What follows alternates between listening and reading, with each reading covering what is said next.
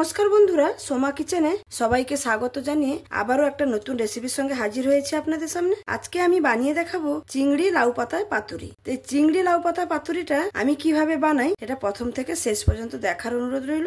আর যদি ভালো লাগে তাহলে অবশ্যই লাইক, শেয়ার, কমেন্ট এবং সাবস্ক্রাইব করে আমার পাশে থাকবেন। আমি এখানে চিংড়ি মাছগুলোকে ভালোভাবে পরিষ্কার করে কেটে বেছে ধুয়ে নিয়েছি। দেখুন, আমি এর ভেতরে যে একটা শিরা থাকে সেটাও বের করে দিয়েছি, আর এর মাথার কাছেও একটা কালো থাকে সেটাও আমি বের করে দিয়েছি। সুন্দরভাবে চিংড়ি মাছটা কিন্তু পরিষ্কার করে নিতে হবে। আর আমি এখানে নিয়েছি লাউ পাতা। লাউ পাতাগুলোকে আমি ভালো করে ধুয়ে একদম পরিষ্কার করে নিয়েছি। আমি মাছটার মধ্যে সামান্য লবণ আর হলুদ মাখিয়ে রেখে দেব, দিয়ে এটাকে সুন্দর করে মাখিয়ে নেব। মাখিয়ে নেওয়া হয়ে গেছে, একে আমি 10-15 মিনিটের মতো এরকম অবস্থায় রেখে দেবো। তারপরে আমি এখানে একটা মশলা করে নেবো। মশলাটা করে নেওয়ার জন্য একটা মিক্সারের জার নিয়েছি। এবার জারের মধ্যে আমি দিয়ে দেবো, আপনারা চাইলে শিলনোড়াতেও করতে পারেন, তবে আমি এখানে মিক্সারে করে নিচ্ছি। জারের মধ্যে দিয়ে দেবো সাদা সর্ষে 1.5 চামচের মতন, কালো সর্ষেও 1.5 চামচের মতন, আর আমি এখানে দেবো পোস্ত। পোস্তটাও আমি এখানে প্রায় 2 চামচের মতন দিলাম। তার সঙ্গে দেবো 2টো কাঁচা লঙ্কা, ঝালটা যে যার পছন্দ মতন ব্যবহার করবেন। আর আমি এখানে দেবো সামান্য একটু টক দই। এবার আমি সামান্য জল দিয়ে মশলাটাকে পেস্ট করে নেব।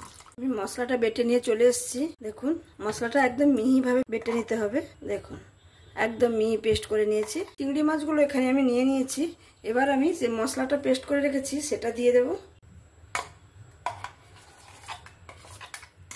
এখানে আমি সম্পূর্ণ বাটা মশলাটা দিয়ে দিয়েছি। এবার আমি এখানে কিছু গুঁড়ো মশলা দিয়ে নেব, সামান্য একটু হলুদ, একটু ভালো কালারের জন্য একটুখানি কাশ্মীরি লঙ্কার গুঁড়ো, আর একটু ঝাল লঙ্কার গুঁড়ো। আমি সেখানে 2টো কাঁচা লঙ্কা দিয়েছি, তারপরেও আমি একটু ঝাল লঙ্কা দিলাম। আর প্রথমেই তো আমি লবণ হলুদ মাখিয়ে রেখেছিলাম, সেই জন্য সামান্য একটু লবণ। আর দেব পরিমাণ মতন সর্ষের তেল। এখানে আমি সমস্ত কিছু দিয়ে নিয়েছি। এবার আমি ভালো করে হাত দিয়ে মাখিয়ে নেব মাছটার সঙ্গে। এখানে আমি বড় চিংড়ি নিয়েছি, আপনারা চাইলে মিডিয়াম সাইজের চিংড়ি মাছও নিতে পারেন, সেটাও ভালো হয়। কিন্তু চিংড়ি মাছটা সুন্দর করে মশলার সঙ্গে মাখিয়ে নিয়েছি। আমি এখানে পাতুরি বানানোর জন্য সমস্ত কিছু গুছিয়ে নিয়েছি। এবার আমি লাউ পাতা তো আগে থেকেই ভালো করে ধুয়ে পরিষ্কার করে রেখেছিলাম। এবার আমি লাউ পাতাটা দিয়ে সাজিয়ে নেব। দেখুন, একটা লাউ পাতা নিয়েছি, তার উপরে আবার একটা লাউ পাতা দিয়ে দিলাম ছোট। দেখুন, একটার উপরে একটা এরকম মাঝামাঝি দিতে হবে। এরকম আমি 2টো পাতা দিয়ে দিলাম। পাতাটা কিন্তু আমি উল্টো করে দিয়েছি এই কারণে, যখন আমি মুড়বো তখন সোজা সাইডটা সামনে থাকবে, দেখতে ভালো লাগবে। এবার আমি এখান থেকে চিংড়ি মাছ প্রত্যেকটা পাতায় 2টো করে চিংড়ি মাছ দিয়ে দেব, আর তার সঙ্গে একটু মশলা দিয়ে দেব। পাতার উপরে চিংড়ি মাছগুলো দিয়ে আমি উপর থেকে একটা কাঁচা লঙ্কা দিয়ে দেব। দিয়ে পাতাটাকে আমি সুন্দরভাবে এরকম মুড়ে নিতে হবে।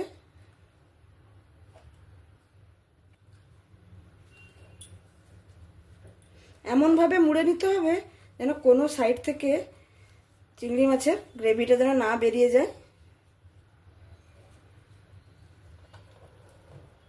দেখুন, আমি একটা এরকম পুতুলের মতন বানিয়ে নিয়েছি।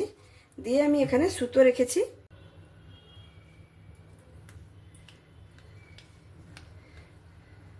এরকমভাবে জড়িয়ে নিতে হবে সুতোটা দিয়ে। দিয়ে আবার এ সাইড দিয়ে এরকম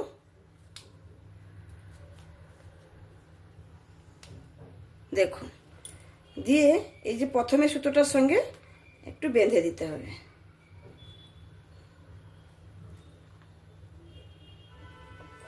দেখুন, এরকম করে আমি প্রত্যেকটা পাতুরি বানিয়ে নেব। এখানে আবারও একটা বানিয়ে দেখাচ্ছি। আবারও একটা লাউ পাতা নিয়েছি। প্রথমে নিচেরটা যে লাউ পাতাটা নিয়েছি একটু বড় সাইজের, তার উপরে একটা ছোট সাইজের। দেখুন, এরকম করে দিতে হবে। একটার মুখ যদি এদিকে থাকে আর একটার মুখ ভেতরের দিকে থাকবে। এরকমভাবে আমি পাতাগুলো দিয়ে দেব। দিয়ে আবারও আমি চিংড়ি মাছ দিয়ে দেব।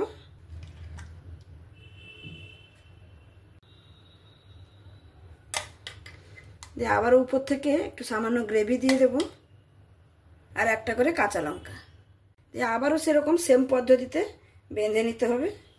দেখুন, প্রথমে আমি এই পাশ থেকে মুড়েছি, তারপরে ডান সাইড থেকে, তারপরে বাম সাইড থেকে একটা পকেটের মতন তৈরি করে নিতে হবে। দিয়ে লাস্টে এই সাইডটা এরকম করে মুড়ে দিতে হবে। দেখুন, সুন্দরভাবে হয়ে গেল।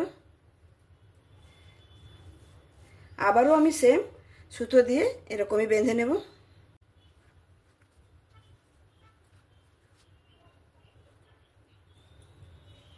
দেখুন আবারও একটা বেঁধে নিয়েছি।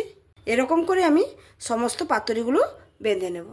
আমার এখানে দেখুন সমস্ত পাতুরিগুলো আমি এরকম করে বানিয়ে নিয়েছি, বেঁধে নিয়েছি সুন্দরভাবে। এবার আমি পাতুরিগুলোকে ভেজে নেব। এখানে দেখুন পাতুরিগুলোকে ভেজে নেওয়ার জন্য আমি একটা ফ্রাই প্যান বসিয়ে দিয়েছি আর সামান্য একটু তেল দিয়েছি। তেলটা এখানে আমার সুন্দরভাবে গরম হয়ে গেছে। এবার আমি এক একটা করে পাতুরি এরকম বসিয়ে দেব।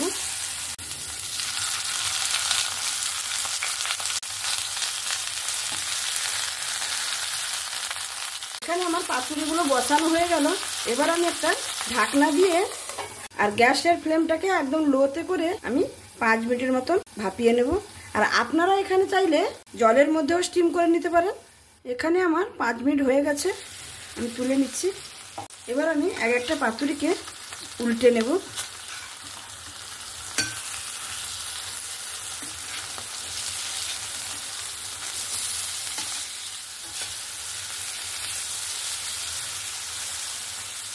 সমস্ত পাতুরিগুলোকে আমি উল্টে নিলাম।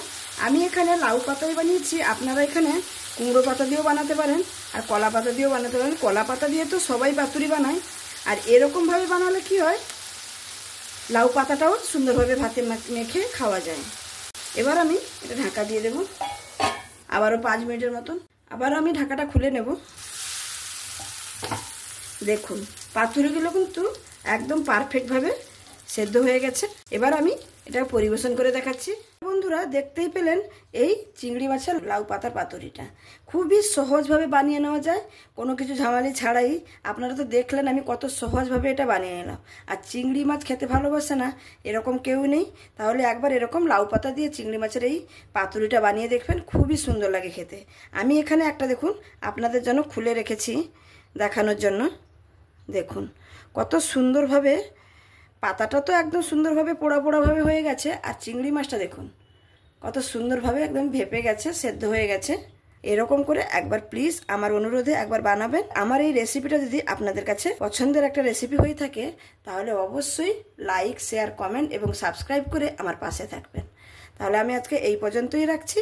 আবার দেখা হবে নতুন কোনো রেসিপির সঙ্গে। সবাই ভালো থাকবেন, সুস্থ থাকবেন, সাবধানে থাকবেন। ধন্যবাদ।